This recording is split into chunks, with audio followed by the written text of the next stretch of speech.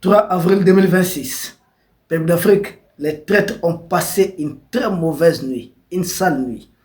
À la suite de cette sortie de son Excellence, le capitaine Ibrahim Traoré, président en exercice du Burkina Faso et président en exercice de la Confédération AES, il n'est pas allé avec les dos de la cuillère comme à ses habitudes.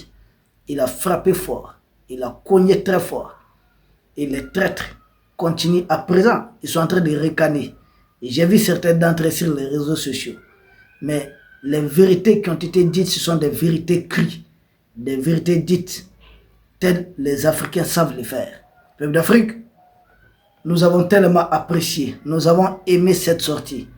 Parce qu'on a remis beaucoup de choses à leur place.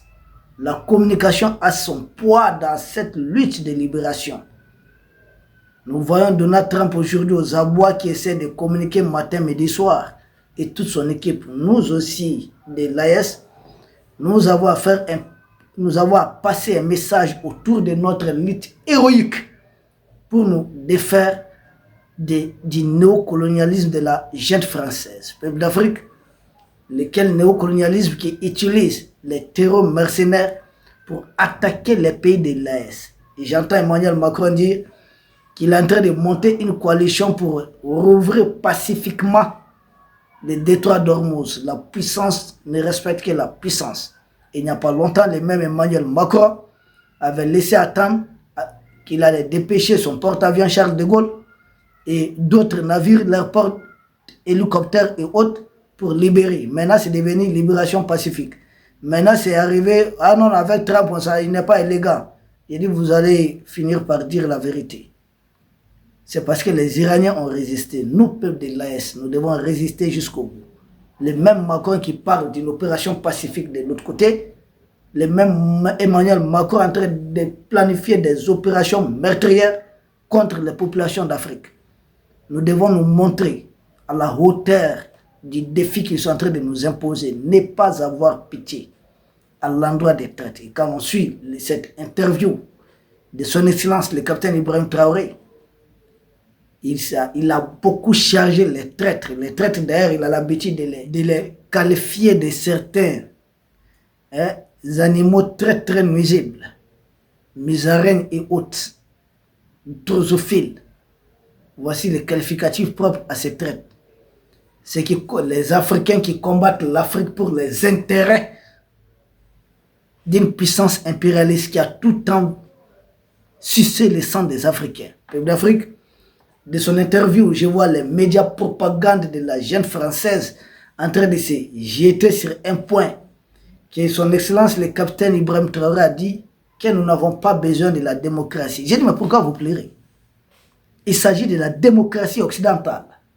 Démocratie telle vous la définissez, si c'est ça, nous autres Africains, nous l'avions dans notre ADN. Oui, oui, nous l'avions et nous l'avons dans notre ADN. Parce que la démocratie, c'est la concertation, le consensus, la volonté de la majorité, la prise en compte des minorités. Tout ça se trouve déjà dans les valeurs africaines. Nous n'avons pas besoin d'une fameuse conférence de Paul pour nous apprendre ça. Maintenant, la démocratie, maintenant, utilisée comme outil géopolitique, outil de domination, transformer ça en un instrument très dangereux, venir nous imposer ça, nous demander de porter ça suivant la volonté du maître, nous n'avons pas besoin de ça. Chaque peuple doit concevoir son système de gouvernance. C'est de cela qu'il est question. Quand il dit, nous n'avons pas besoin de leur démocratie là. Il dit, pas question de parler d'élection, mais nous sommes des pays en guerre. Je ne connais pas un pays en Europe qui, une fois en pleine guerre, les gens se battaient qu'il faudrait organiser une élection. Je n'ai pas vu ça. Ça ne se passera pas en Iran qui est en pleine guerre. Ça ne se passera pas en Israël. D'ailleurs, le chef de file de l'opposition israélienne, juste avant le début de la guerre, avait dit quoi? Qu'il ne va pas s'opposer. Il ne va pas fragiliser le premier ministre Benjamin Netanyahu. Or, les deux là, c'est chien et chat, les deux ne s'entendent pas. Mais pour l'intérêt suprême du pays, ils ont mis de côté leurs différends à un moment.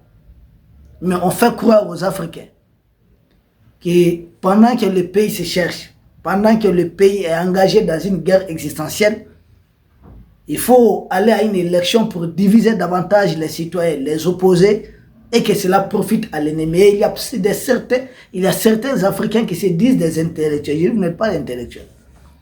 Vous êtes des diplômés très limités, qui ne comprennent rien de la chose publique, qui ne comprennent rien.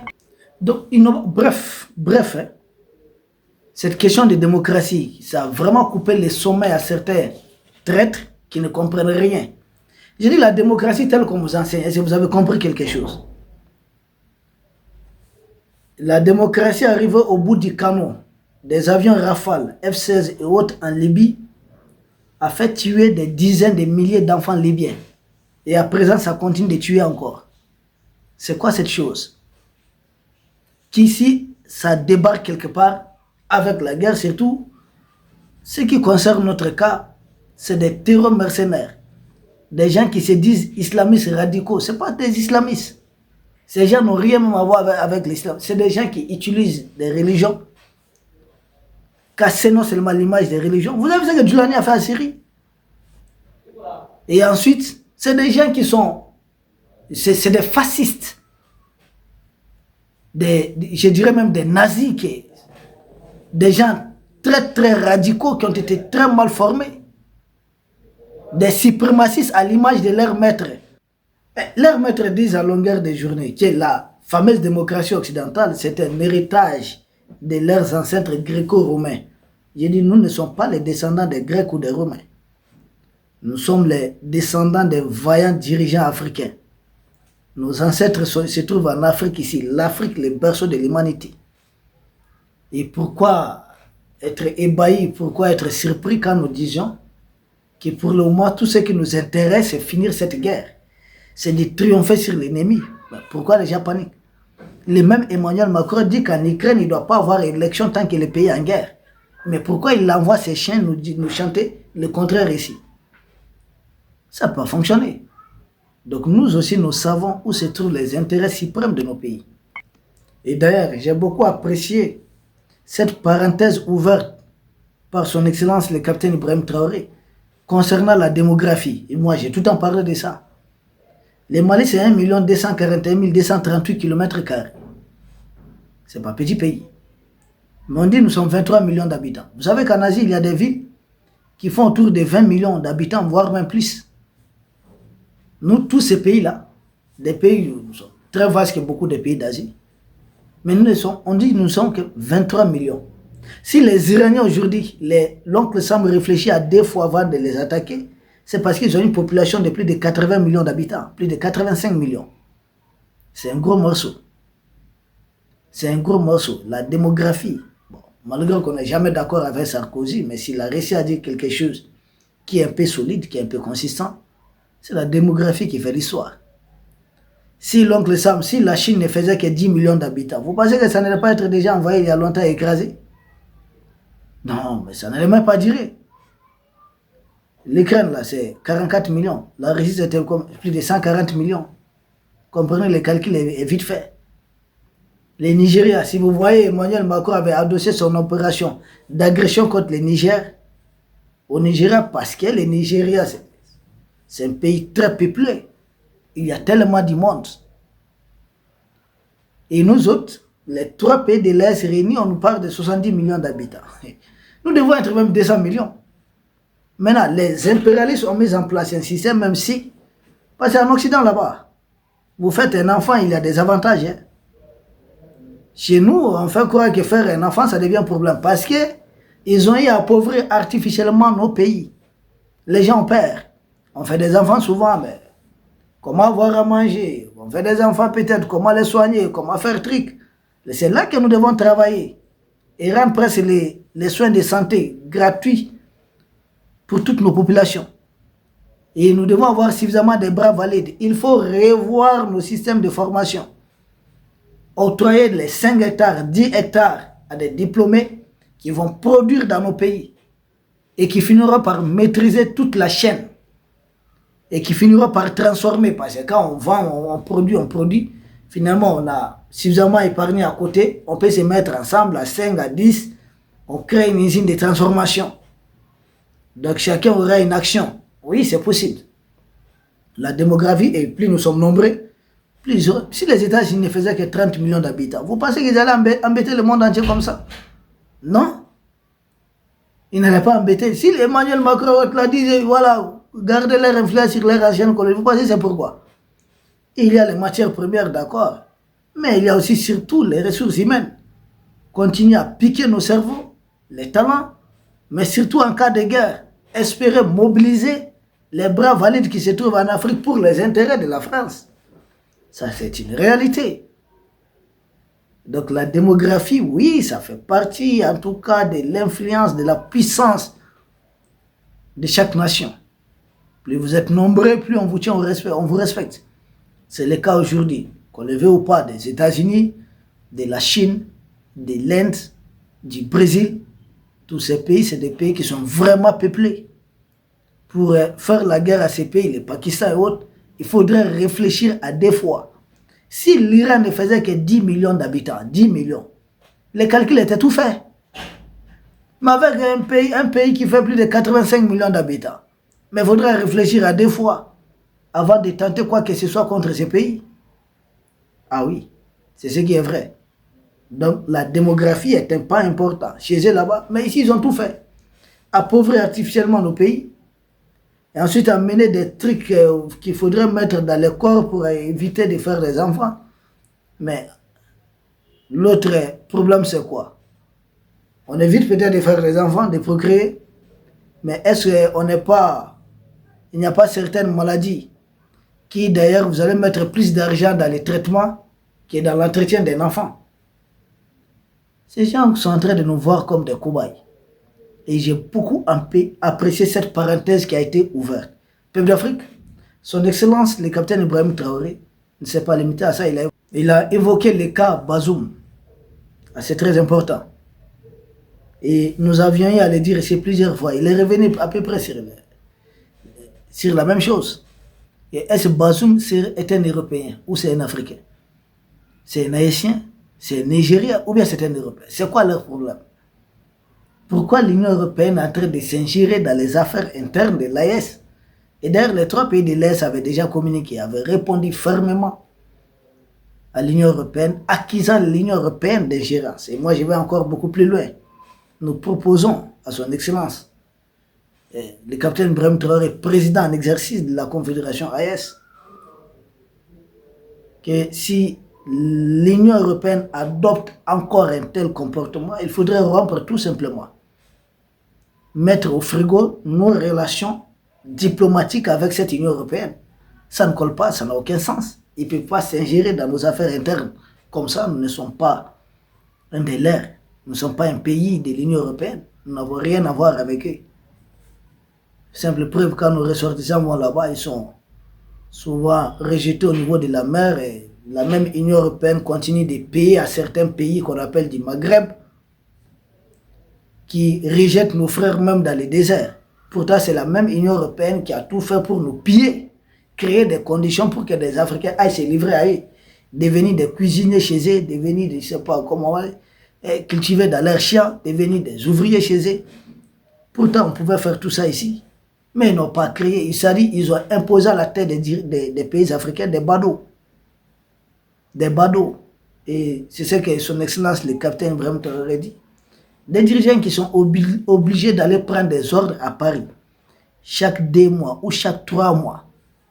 Qu'est-ce que l'Afrique peut espérer de ces gens? Chaque 2 mois, chaque 3 mois, il est dit. Nous, autres de l'Est, nous n'avons besoin d'aller prendre les ordres chez personne. Parce qu'on a vu des microbes Ouattari à un moment. Ah non, les pays de l'Est là sont comme ça avec la Russie, sont comme ça avec la Chine, avec la Turquie. J'ai dit, vous voyez, vous-même vous êtes en train de lister, de citer tous ces pays. Ils ne sont pas des esclaves, comme vos dirigeants. Nous avons des relations d'État à État, basées sur le respect mutuel des souverainetés de chaque État, avec nos partenaires. Mais c'est Emmanuel Macron, il faut aller chaque 2 mois rendre compte, déposer un rapport. Ensuite, on donne des nouvelles instructions. Même si on veut nommer quelqu'un, il faut aller rendre compte. C'est-à-dire on dirige les pays par procuration. En réalité, le vrai président de beaucoup de ces pays, c'est Emmanuel Macron.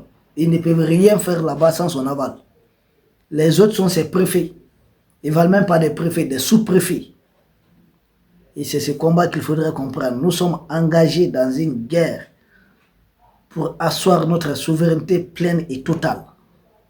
Donc nous parler d'élections et autres actuellement là, c'est des divertissements. Qu'est-ce que ça nous apporte? Rien. Je ne vois pas concrètement ce que ça apporte. Et ça va pousser les terroristes à déposer les armes, non? Nous, par exemple, nous avons à faire combien d'élections pendant que nous sommes en guerre? Le président ATT qui a été renversé, il a été élu à cause de ces mêmes terroristes.